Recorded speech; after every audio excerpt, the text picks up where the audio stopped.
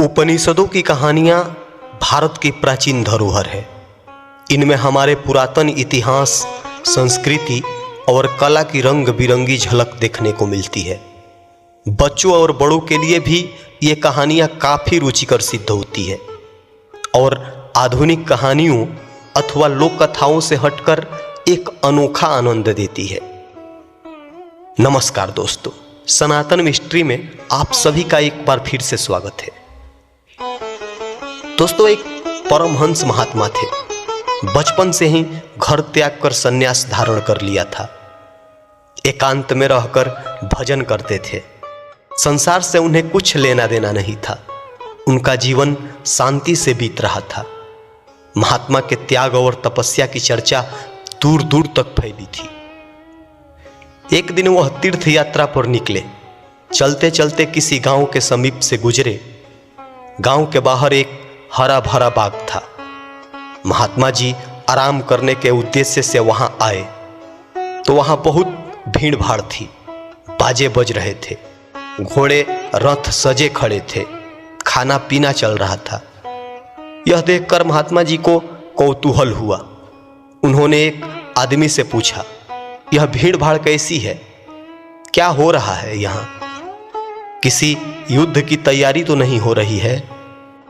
महात्मा जी के भोलेपन पर गांव वालों की हंसी आ गई। उसने विनम्रता से कहा, यह बारात है, गांव में आई है, उसी का स्वागत सत्कार हो रहा है। खा पी कर बारात घोड़े रथों पर बैठकर बेटी वालों के घर जाएगी और वहां इससे भी अधिक धूम धड़ाका होगा। महात्मा जी कभी बारात नहीं देखी थी। उन्हें यह भी पता न था कि बारात होती क्या है। अपनी जिज्ञासा शांत करने के लिए उन्होंने पूछ ही लिया, भैया यह बारात क्या होती है? महाराज, हमारे गांव में एक किसान की लड़की की शादी है। ये बेटे वाले हैं, शादी करने आए हैं। इसी की खुशी में आज नाच गाना भी होगा, उस आदमी ने बताया।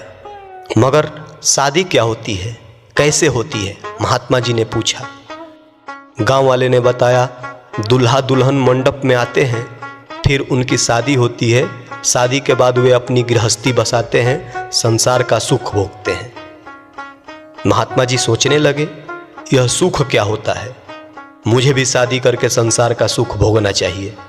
चलो पहले बारात के साथ रहकर शादी कैसे होती है देखा जाए। बस महात्मा जी बारात के साथ चल पड़े। गांव वालों ने महात्मा जी का भी बारात के साथ स्वागत किया। महात्मा जी तो खाते थे ऐसे कंदमूल फल। आज उन्होंने स्वादिष्ट पकवान खाए। स्वाद को तो वह पहचानते न थे, फिर भी नए तरह का खाना खाकर उन्हें नया नया लग रहा था। इसके बाद महात्मा जी ने बाजे सुने, महिलाओं द्वारा गाए जाने वाले गीतों को सुना। रात को विवाह मंडप में जाकर शादी होती भी देखी। आधी रात तक यह सब कुछ होता रहा। उसके बाद बाराती सो गए। महात्मा जी भी एक कुएं के चबूतरे पर आकर लेट गए। आज उन्होंने भजन पूजन भी नहीं किया। पेट भरा था, लेटते ही नींद आ गई। अब जो दिन भर देखा था वह अचेतन मन में था। स्वप्न में उन्होंने देखा कि उनका भी विवाह हो रहा है, बारात भी चढ़ी है और घोड़ी पर भी बैठे हैं। घोड़ी उछल रही है। उन्हें डर लगा। बस जरा सी करवट ली और धड़ाम से कुएं में गिर पड़े। महात्मा जी कुएं में गिरे तो जोर से आवाज हुई। कुछ बाराती जाग रहे थे। कुएं में किसी के गिरने की आवाज सुन वे भागे आए। गांव वाले भी इकट्ठा हो गए। महात्मा जी को बाहर निकाला गया।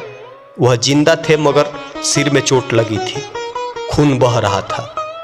गांव वालों ने वैद्य को बुलाया, उपचार हुआ। कुछ देर में उन्हें होश आ गया। गांव वालों ने पूछा, महात्मा जी आप गिर कैसे गए?